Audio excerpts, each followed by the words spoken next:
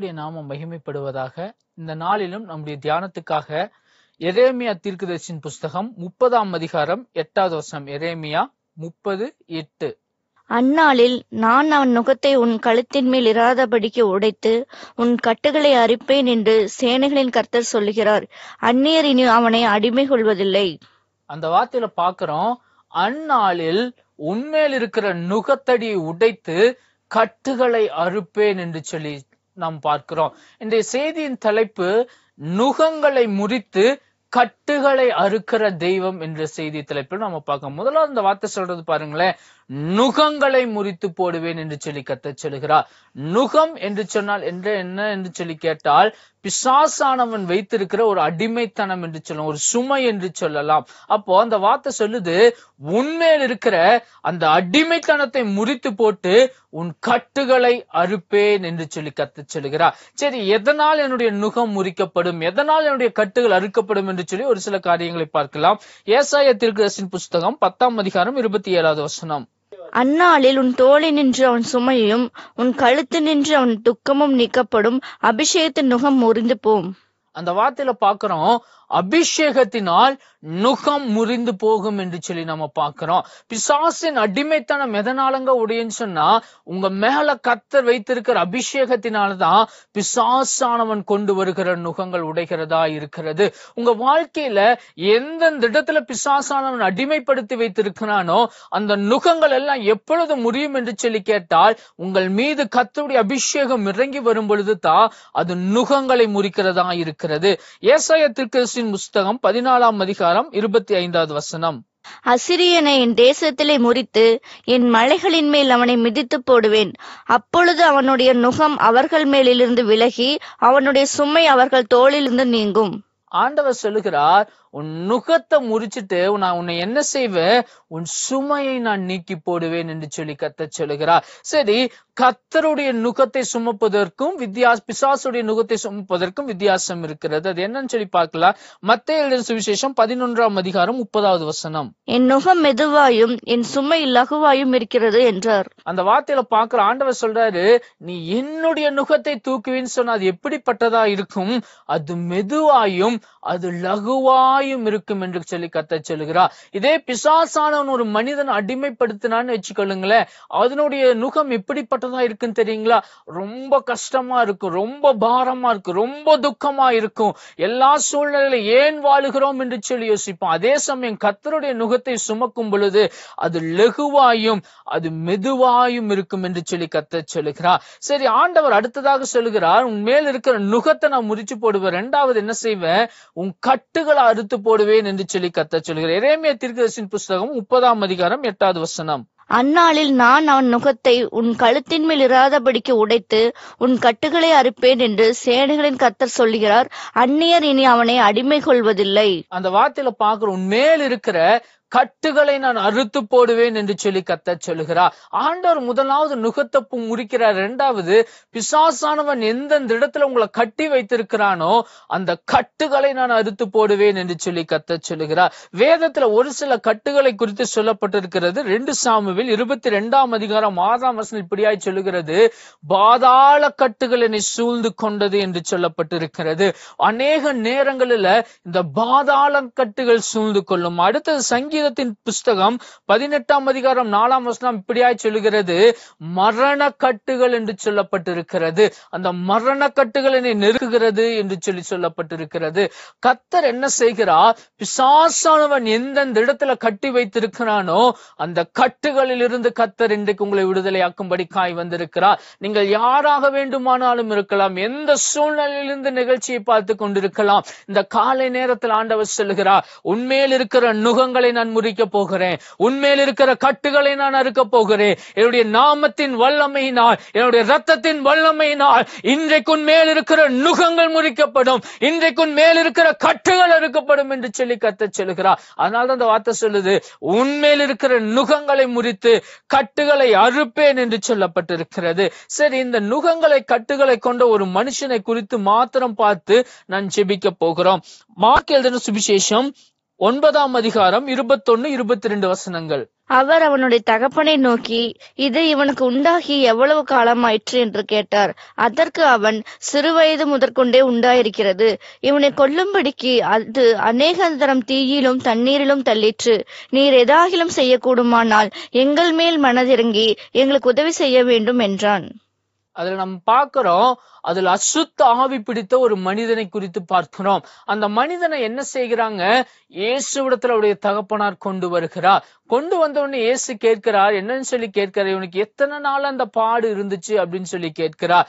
கேட்ட உடனே அவர் சொல்றாரு, இது சிறு வயது தொடங்கியே இந்த பாடுகள் இருக்குதுங்க, உங்களால ஏதாவது செய்ய முடிஞ்சா செய்யுங்க, இதுல இருந்து விடுதலை தாங்கன்னு சொல்லி உங்களுடைய சீஷர்களை வேண்டிக் கொண்டேன், ஆனால் அவர்களால் ஒன்றும் செய்யக்கூடாமல் போயிற்று, ஆனால் நான் உங்களை நம்பர் ஏதாவது செய்யுங்க அப்படின்னு சொல்லி சொல்றார். அப்ப ஆண்டவர் சொல்லுகிறார், ஆண்டவர் முதலாவது அந்த தகப்பனை பார்த்து சொல்லுகிறார், என்னன்னு சொல்லி சொல்லுகிறார், நீ விசுவாசிப்பா, நீ விசுவாசி, நான் உனக்கு அற்புதத்தை செய்கிறேன் என்று சொல்லுகிறார். வேதமும் அதைத்தான் சொல்லுகிறது, விசுவாசிக்கிறவனுக்கு எல்லாம் கூடும் என்று சொல்லப்பட்டிருக்கிறது. விசுவாசித்தால் தேவனுடைய மகிமையை காண்பாய் என்று சொல்லப்பட்டிருக்கிறது. அப்போ ஆண்டவர் முதலாவது அந்த தகப்பனிடத்தில் எதிர்பார்த்தது என்ன தெரியுமா, விசுவாசத்தை எதிர்பார்த்தார். இன்றைக்கு உங்க மேல இருக்கிற நுகங்கள் கட்டுகள் உடைக்கப்படணும்னு சொன்னா, இன்றைக்கு கர்த்தர் உங்களிடத்துல எது எதிர்பார்க்கிறார் தெரியுமா, விசுவாசத்தை கர்த்தர் எதிர்பார்க்கிறார். நீங்க கர்த்தரை விசுவாசிப்பீங்கன்னு சொன்னா, இயேசு எனக்கு விடுதலை கொடுப்பார் என்று சொல்லி விசுவாசிப்பீர்கள் என்று சொன்னார், இயேசு உங்களுக்கு விடுதலை கொடுக்கிறவராய் இருக்கிறார். இரண்டாவது அவன் என்ன செஞ்ச, மார்க் எழுதின சுவிசேஷம் 9ஆம் அதிகாரம் 20வது வசனம். அவனை அவரிடத்தில் கொண்டு வந்தார்கள். அவரை கண்டவுடனே அந்த ஆவி அவனை அலக்களித்தது. அவன் தரையிலே விழுந்து நுரை தள்ளி புரண்டான். அந்த வார்த்தையில நாம் பார்க்கிறோம், இரண்டாவது அவன் இயேசுவை கண்டான் என்று சொல்லி நம்ம பார்க்கிறோம். இன்றைக்கு பிசாசுகளும் இயேசுவை கண்டால் நடுங்கிக் கொண்டுதான் இருக்கிறது. அவரை பார்த்த உடனே அலக்களிக்க ஆரம்பித்தது என்று சொல்லி நம்ம பார்க்கிறோம். இன்றைக்கு கூட இயேசு எந்தெந்த இடத்துல இறங்கி வருகிறாரோ அந்தந்த இடத்துல பிசாசுகள் அலறிக் கொண்டுதான் ஓடுகிறது.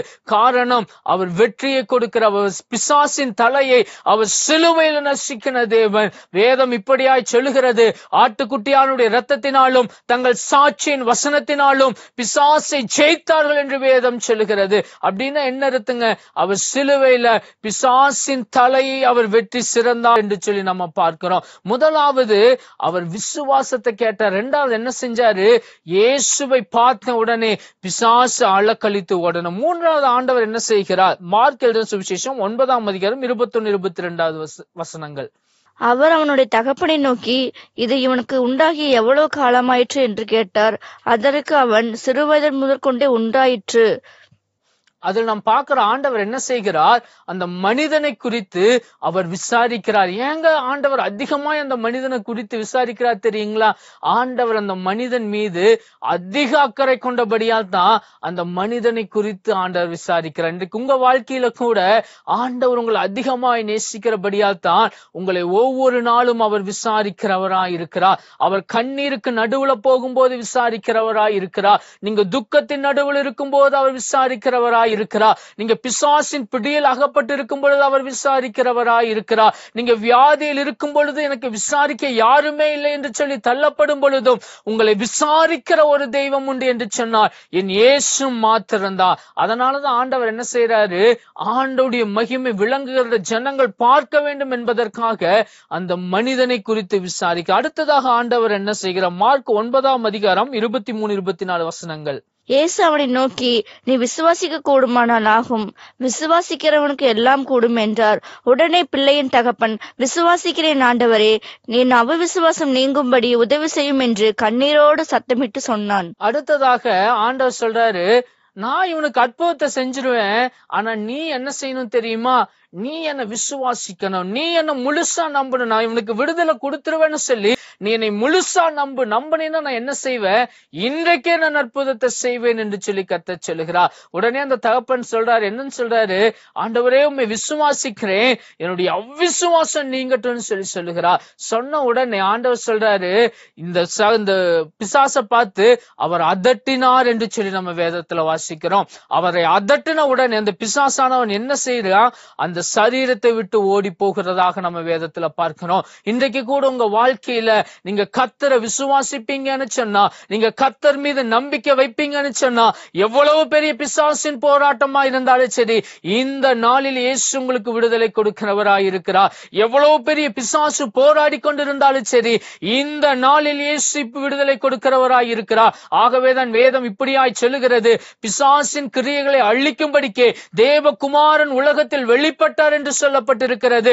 இயேசு கிறிஸ்து இந்த உலகத்தின் வந்ததற்கான முக்கிய நோக்கமே பிசாசின் பிடியில் அகப்பட்டிருக்கிற ஒவ்வொருவரையும் விடுதலையாக்குவதற்காகத்தான் அவர் பூமிக்கு வந்தார். ஆகவேதான் அவரை குறித்து வேதம் இப்படியாய் சொல்லுகிறது, அவர் பிசாசினால் அகப்பட்ட யாவரையும் விடுதலையாக்கும்படிக்காய், அவர் நன்மை செய்யும்படிக்காய் அவர் சுற்றி திரிந்தார் என்று வேதம் சொல்லுகிறது. ஆகவேதான் ஆண்டவர் சொல்லுகிறார், என் மகனை இன்றைக்கு நீ என்னை விசுவாசிப்பாயா, இன்றைக்கு நீ என்னை விசுவாசிப்பாயா, இன்றைக்கு நீ என்னை நம்புவாயா? நீ நம்பும் பொழுது நான் உன்னை விடுதலையாக்கும்படிக்காய் வந்திருக்கிறேன். என்னை நீ விசுவாசிக்கும் பொழுது நான் உன்னை விடுதலையாக்கும்படிக்காய் வந்திருக்கிறேன். பிசாசின் தலையை சிலுவையில் நசுக்கின தேவன், இன்றைக்கு நான் உனக்கு விடுதலை தரும்படிக்காய் வந்திருக்கிறேன். நீங்க எந்த சூழ்நிலையில் இருந்து இந்த செய்தியை கேட்டுக் கொண்டிருந்தாலும், இயேசுவே எனக்கு ஒரு அற்புதத்தை செய்யும், இந்த பிசாசின் போராட்டத்திலிருந்து எனக்கு விடுதலை தாரும் ஆண்டவரே, இந்த பிசாசின் பிடியிலிருந்து விடுதலை தாரும் என்று சொல்லி நீங்க இயேசுவை நோக்கி கூப்பிடுங்க.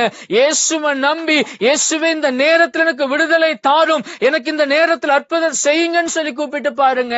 என் இயேசு உங்களுக்கு அற்புதத்தை செய்கிறவராய் இருக்கிறார். அதற்காகத்தான் அவர் தன்னுடைய சிலுவையில பிசாசின் தலையை நசுக்கினார், தன்னுடைய கடைசி சொட்டு ரத்தம் வரைக்கும் சிந்தினார். ஏன் சிந்தினார் தெரியுமா? ஜனங்களுக்கு விடுதலை கொடுப்பதற்காக. என்னுடைய மகனுக்கு நான் விடுதலை கொடுக்க வேண்டும், என்னுடைய மகளுக்கு நான் விடுதலை கொடுக்க வேண்டும், பாவ போராட்டத்திலிருந்து விடுதலை கொடுக்க வேண்டும், சாப கட்டிலிருந்து நான் விடுதலை கொடுக்க வேண்டும், பிசாசின் பிடியிலிருந்து நான் விடுதலை கொடுக்க வேண்டும் என்று சொல்லி இயேசு சிலுவையில தொங்கினார். அதே இயேசு உங்களை சந்திக்கும்படி காய் வந்திருக்கிறார். இந்த நாளில அவரை விசுவாசித்து, இயேசுவே எனக்கு அற்புதத்தை செய்யும், இந்த பிசாசின் போராட்டத்திலிருந்து எனக்கு விடுதலை தாருன்னு சொல்லி கூப்பிட்டு பாருங்க.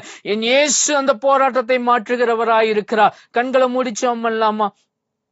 எங்களை அதிகமாய் நேசிக்கிறங்க நல்ல பரலோக பிதாவே, ஆண்டவரே இந்த நாளிலும் ஆண்டவரே பிசாசின் பிடியோடு யார் யாரெல்லாம் அந்த நிகழ்ச்சியை பார்த்து கொண்டு இருக்கிறார்களோ, இயேசுவின் நாமத்தினால் இப்பொழுதே பிசாசின் போராட்டங்களில் இருந்து இயேசுவின் நாமத்தில் விடுதலை உண்டாகட்டும். ஆட்டுக்குட்டியானுடைய இரத்தத்தினாலும் தங்கள் சாட்சியின் வசனத்தினாலும் பிசாசை ஜெயித்தார்கள் என்று எழுதியிருக்கிறது. இயேசுவின் இரத்த வல்லமை இப்பொழுதே ஒவ்வொருவர் மீது இறங்கி வரும்படிக்காய் ஜெபிக்கிற பொல்லாத ஆவியே, இயேசுவின் நாமத்தினால் அந்தந்த சரீரத்தை விட்டு வெளியேறி போ என்று கட்டளை கொடுக்கிற.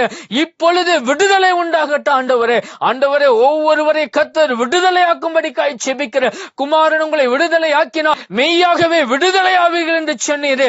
உண்மையில் இருக்கிற நுகங்களை முறித்து கட்டுகளை அறுப்பேன் என்று சொன்னீரே. இயேசுவின் நாமத்தில் விடுதலை உண்டாகட்டும். கர்த்தர் அப்படி விடுதலை கொடுக்கிறதற்காக உமக்கு ஸ்தோத்திரம். இயேசுவின் நாமத்தில் பிதாவே, ஆமென்.